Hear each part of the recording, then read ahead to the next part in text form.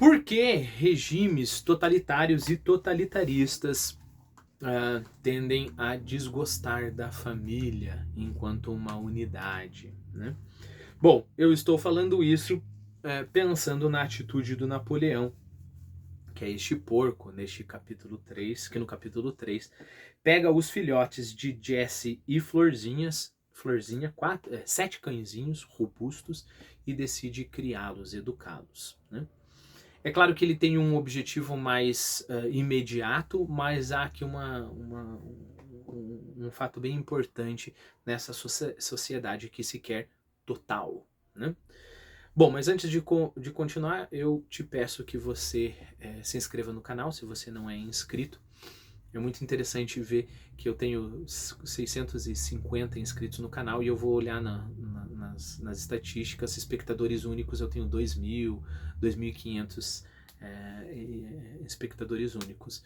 E ajudaria muito se as pessoas se inscrevessem, porque eu poderia começar a monetizar os vídeos, e isso me ajudaria a tentar me dedicar mais ao canal. Então, por gentileza, se inscreva. Comente qualquer coisa aí nos comentários, isso aumenta a relevância do meu vídeo. E coloque o seu like também. Bom, então, primeiro de tudo, qual é o objetivo mais imediato do Napoleão? Napoleão, ele quer tirar proveito proveito pessoal desses filhotes, ok? Então, isso é importante.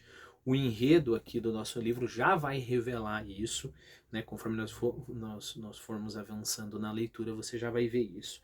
Mas é uma coisa interessante, né? Por que um Estado totalitário e totalitarista também vai querer destruir a unidade da família? Porque, ora, se você quer uma sociedade inteira pensando de uma maneira só, o que você tem que ter? Você tem que ter basicamente duas camadas. Uma camada é a camada que vai dar o rumo, e aí pode ser, eu diria que é o ditador, né?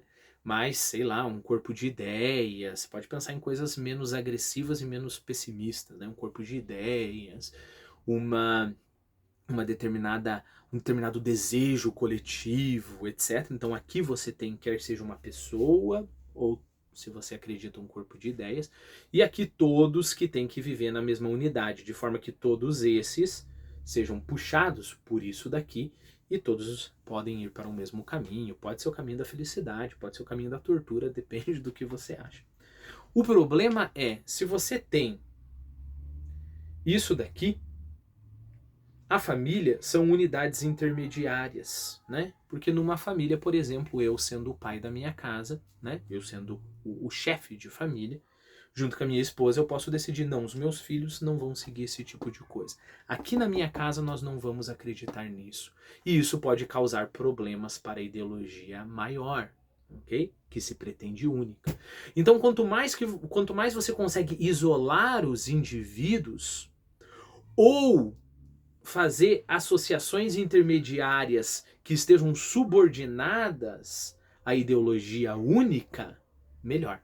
Então, podem existir várias associações? Sim. A sociedade, lembre-se da juventude hitleriana, você tem um monte de associações. Aí tinha lá as costureiras para Hitler, sei lá, vender pipoca com bacon para Hitler, sociedade de vendedores de pipoca com bacon para Hitler. Estou exagerando um pouco.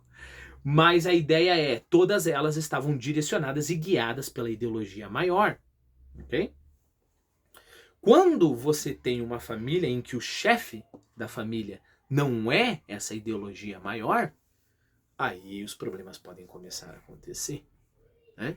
Então o Estado, por exemplo, pode me dizer que eu tenho que criar os meus filhos acreditando em A, por exemplo, né? Vou ter que dar um exemplo real para não ficar essa coisa muito abstrata. O Estado pode decidir, não estou dizendo que isso que está acontecendo, nem sei em que pé está isso no sentido da educação, que o aborto, por exemplo, é simplesmente uma questão de saúde. Pode-se pintar o aborto como sendo essa coisa limpa, ascética, né? Então você imagina aborto, né?